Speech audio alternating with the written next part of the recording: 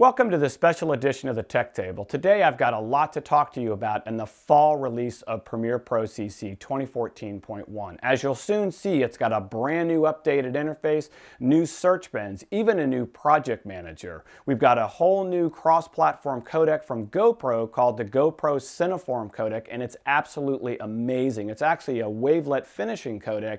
Been in the industry for quite a while and now is at GoPro, and I even have another video that I've done on that, as well as a blog article that you can check out.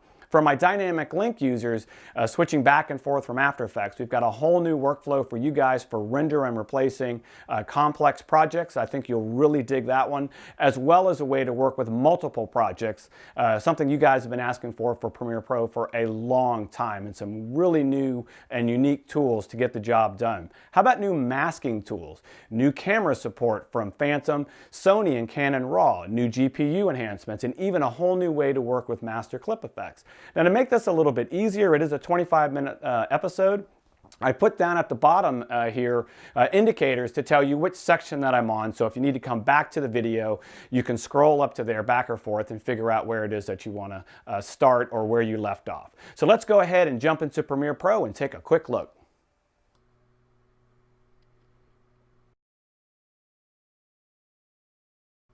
The first thing you might notice is Premiere Pro's got a new look and feel. Nothing too drastic, just a nice interface, some new redesigned icons, a new blue color. A lot of thought has gone into this and a lot of discussion with customers. Again, we didn't want anything to be too drastic, but we wanted to go ahead and give it an updated look. Let's go ahead and play back the timeline and see this new interface in action.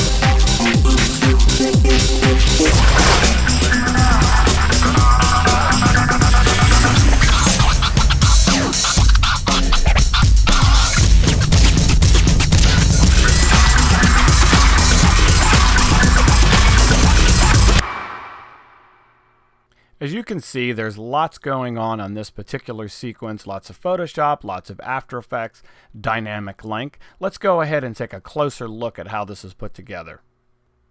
I'll go ahead and point out a couple of cool things about the new interface that I really like. I've been a long-time Premiere Pro user, and I really like the way that we talk to customers and ask them what the pain points were in the interface, just little things. And I'll give you an example. One of the things you might notice is we're making much more use of the wrench now. So we used to have wing menus or side menus over here at the end of each of the panels. Those have been moved over here, so you can expect to find those right next to the end of the tab on each of the panels.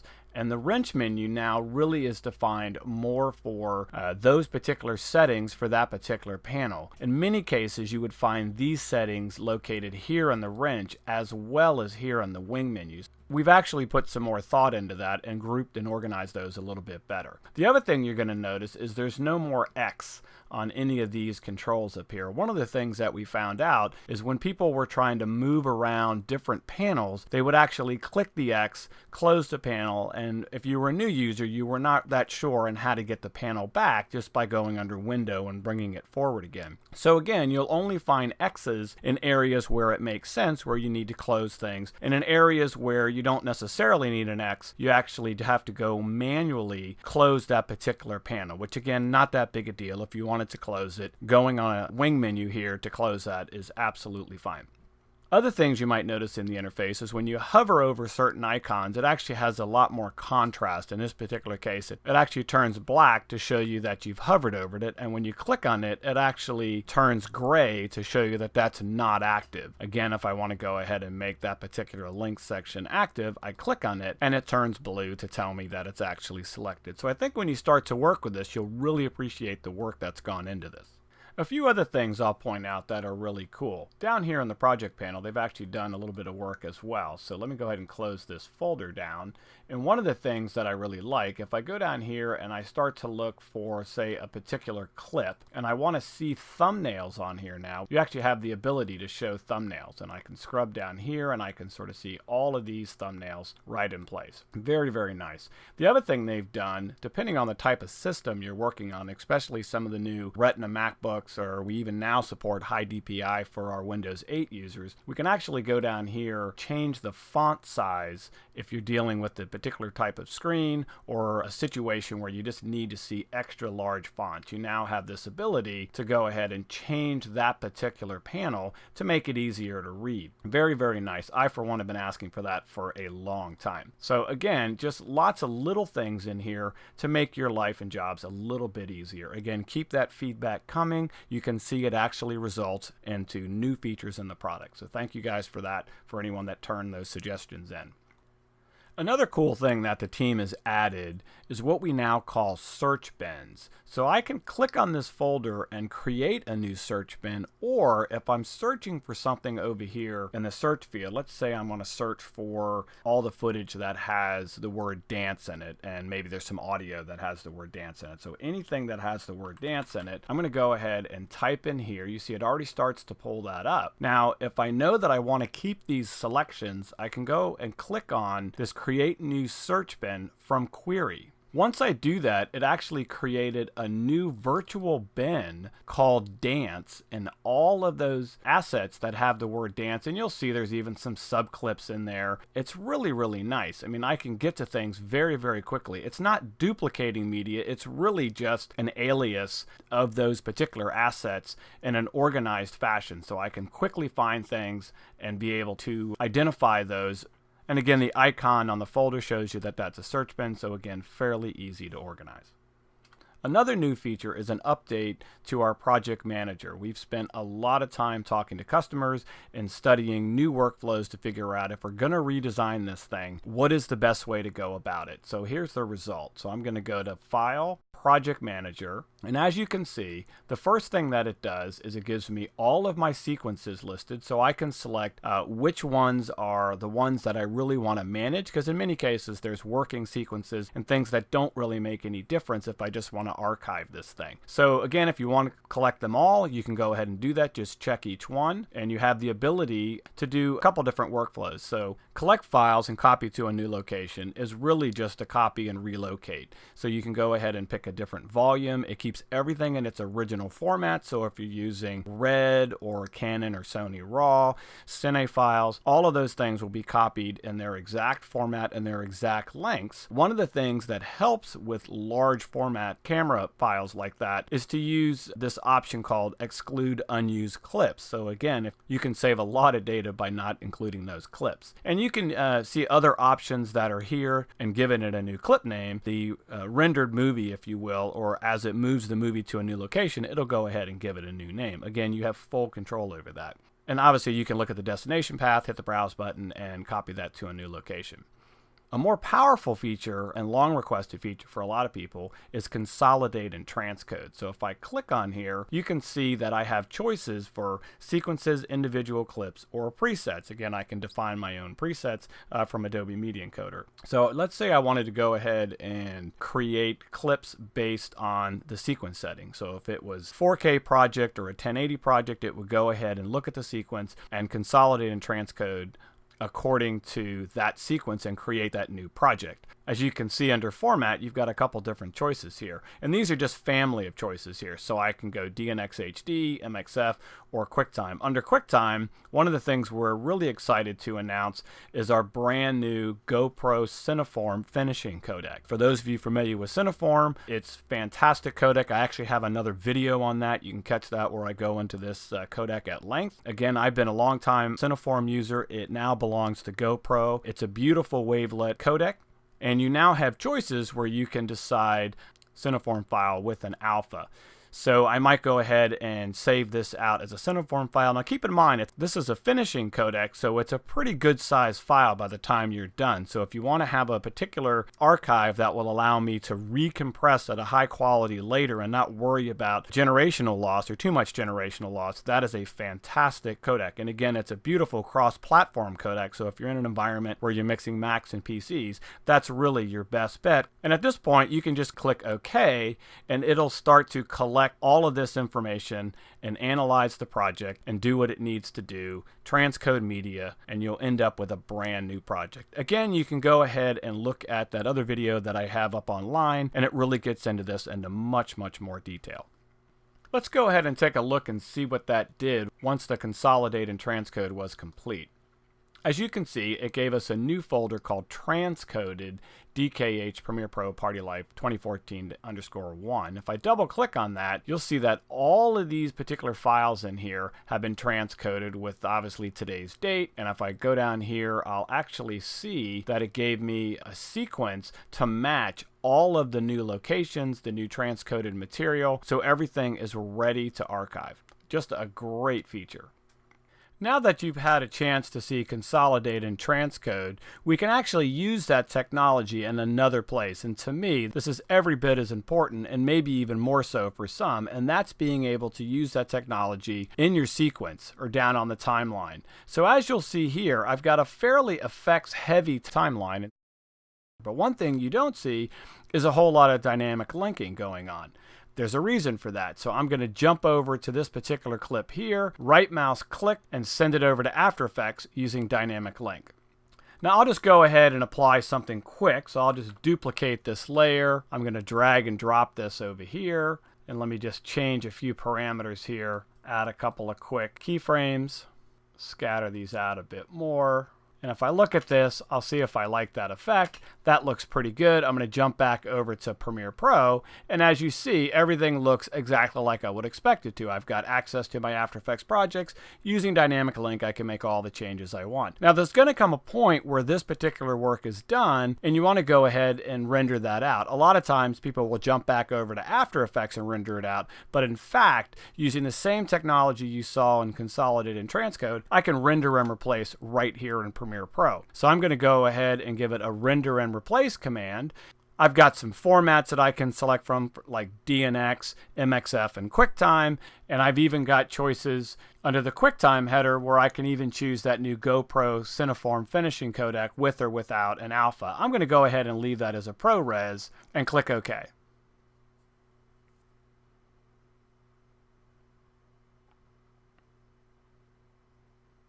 And now you'll notice that my clip is now a fully rendered movie. You can see it's a .move. Now, this particular clip is fairly lightweight. It's just a standard clip 16:9. But for those longer renders, it's great to know that I actually have access to render and replace on the timeline. And a lot of you might be asking, can I revert back to that After Effects project in case I need to make a change?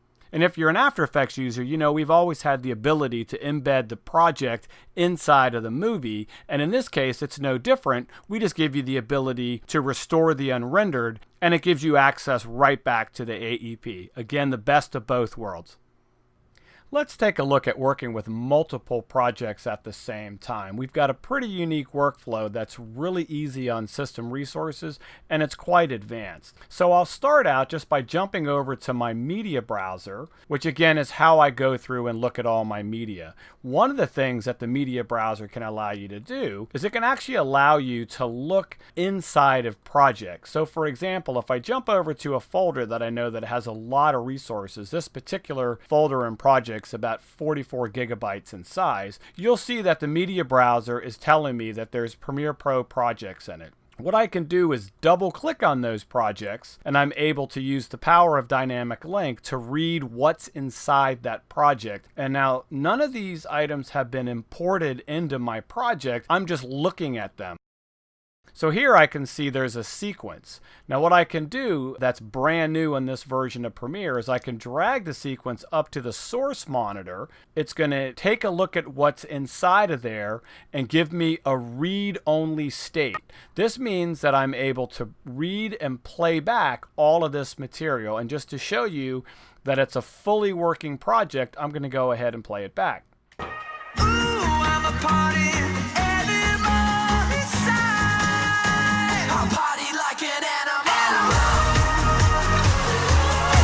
And it plays back fine. This is fantastic. So now this means I can use Media Browser to look at elements that are in existing projects. Now we actually take it a step further. I'm going to go over to my project. I'll start a new sequence. It doesn't really matter that this is a DV sequence because I'll change that in just a second. And I'm going to go ahead and stack this sequence on top of another sequence. We actually refer to this internally as pancaking. So I'm going to pancake both of these on top of each other. And as you've probably already figured out, if this is a read-only file, and again, none of these are committed to my project yet, they're not committed until I select the clips that I want to bring over, and this includes all the effects and different types of transitions, and anything that's been applied to those clips will actually come across as well. So I'm going to drag and drop these up here. It automatically detects that, hey, these don't match. Let me go ahead and match those. And now these sequences now belong to this Party Life project that's here. So I've now have all of those elements. If there's a title sequence or something that I need that's over here, that was a fairly complex piece that I did, I know I want to borrow it in this piece. Now all of those elements now have been added to this particular project. So we don't start adding clips and taking up all of those resources until you commit that you actually need them. Another thing about the media browser that's very unique is you can actually have multiple media browsers. So I can open up another media browser. I might click out to a server, or I might click out to another volume and take a look at some other sequences that way. So I can sort of spread these around and have multiple media browsers sitting right next to each other. So here you see I've got a media browser here and I've got another media browser. I could undock this media browser and maybe float this one over here while I go in to go look at a particular project and compare these two projects side by side. So I might come in here and let's just grab another one. So I've got this particular project open here, and I go back over here, and I've got multiple ones. I can drag things in and out as I need to. If I grab an element, I could actually bring an element down here directly from that bin. So there's all sorts of things that I can do in this type of advanced workflow.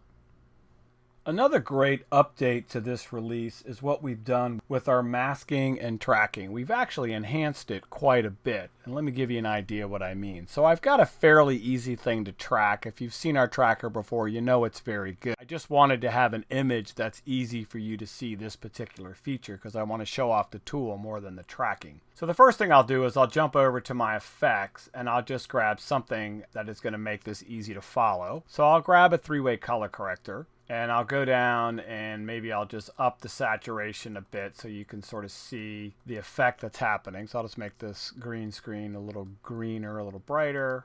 And that looks okay. Now, as you know, our tools before, you had an ellipse and you had a way to create a 4-point or multi-point polygon. Remember, you can always just hold down a modifier key and add more points as you need to. But one of the things that was missing was a true Bezier tool. So now you have that. So now you've got a pen tool that will allow you to come in here and just select your subject much more precisely for that track and have all the different types of tools that you would expect. So come in here and play around with your handles and get that exactly the way that you'd like to have that in that particular effect. Now I'm going to go ahead and track this and then show you a few other things that are unique about this particular Bezier tracking tool.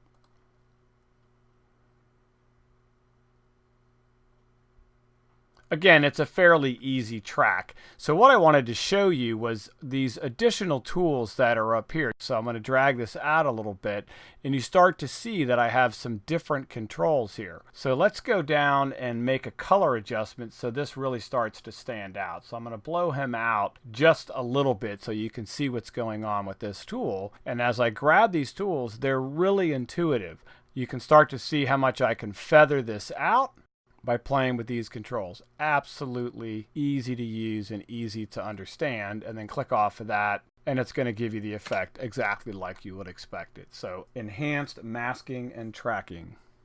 Let's take a look at some GPU optimized playback. We've done additional work for native support for some new 4K formats and improved GPU performance for 5K and 6K. And we even support some new formats. So let me jump over to my media browser and show you a few of those. As you can see here, we've got a phantom cine clip at 1,000 frames a second. And let's go ahead and add that to a project. So from the media browser, I can just drag and drop into an empty timeline, and that will actually give me the appropriate sequence settings. And at this point, I'll just find a nice clip here, wind that back. You can see it's very, very fluid on the timeline. Even if I bring this up to full quality, very, very nice on the timeline. And I can even come over to my effects panel and add some color treatment to that. Let me just drag and drop something quick like a three-way color corrector.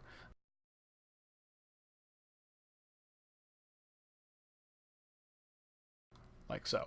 Now bring that up full screen and go ahead and play that out. Absolutely beautiful. So very, very nice response. Again,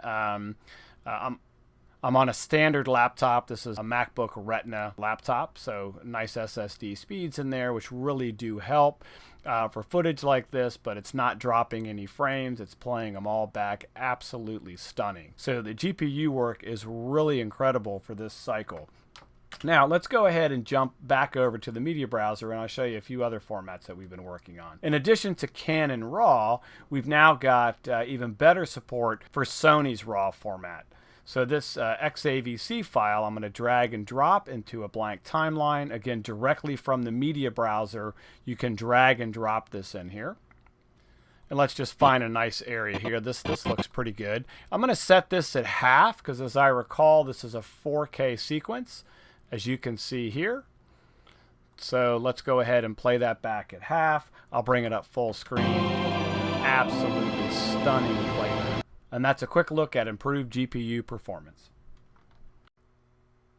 The next feature is an update to our master clip effects. So for those of you that are unfamiliar with master clip effects, the idea is it allows me to apply an effect to a clip maybe before I apply it on the timeline. If I happen to have a group of clips that all need a particular color adjustment or some other contrast adjustment applied to it, I can go ahead and apply them before I really start working with them. Or in contrast, if I already have clips on my timeline and maybe I've used them in either multiple sequences or multiple areas, I'll just split this clip in half and click this over here. You'll know that this clip and this clip are part of the same clip. What happens if I want to go ahead and make an adjustment here and have this clip now affect this clip plus anywhere else it's used in this particular project? So I want to be able to control it at a master level. So the difference is if I go over here and I apply a fast color corrector maybe to this clip, it turns purple just like you would expect to show that there's an effect that's been applied. Now, if I want to do the same thing here and also have it be applied here, and again, anywhere else in the project that it's used, I can double click on here and go ahead and hit the F key and perform a matched frame. Now I'm going to grab my fast color corrector, drag it up here to the source window. Now you'll notice that a red line has appeared under the effects badge on both of these clips because, again, they're from the same clip. And if I jump up to my effects controls, you'll see I'm in my master effects controls. I can come down here and I can start to make some sort of adjustment here. Maybe I'll just, make that a little bit red. We play around with my black levels just to make it obvious. Okay, now you'll notice when I come over here, both of these clips now inherit that same difference. And if I come back over here and I want to go ahead and shift that color around, you'll see that the color's been applied. And if I go ahead and select this clip, go back over here, I can actually start to work and see that color happen. And if I go back over here, you'll see it's also been applied there. It's a very, very handy type of effect. Now, to make this easy to figure out whether or not you've applied one, when you not only do you see it down here in the sequence, you also have the ability to see whether or not you've applied any effects to this as a standard effect. So, for example, if I had gone in here and grabbed a stylized, I'll just make it easy, like an emboss, obviously that's a change. You'll see that the badge is purple and it has a master clip effect, versus over here, it just has the master clip effect. So you can really have the best of both worlds and be able to easily and visually be able to see when I've applied an effect, because I can click on here and I can remove that emboss from here very easy. And of course I can click back over here on the master clip effect and click on that and delete it. And now you'll notice the red badge is gone. So much, much easier to manage. And as you can see, there's some great new updates to Premiere Pro CC 2014.1. Even all of your other favorite audio and video applications from Adobe got updates as well. Let's take a quick peek at their new interfaces.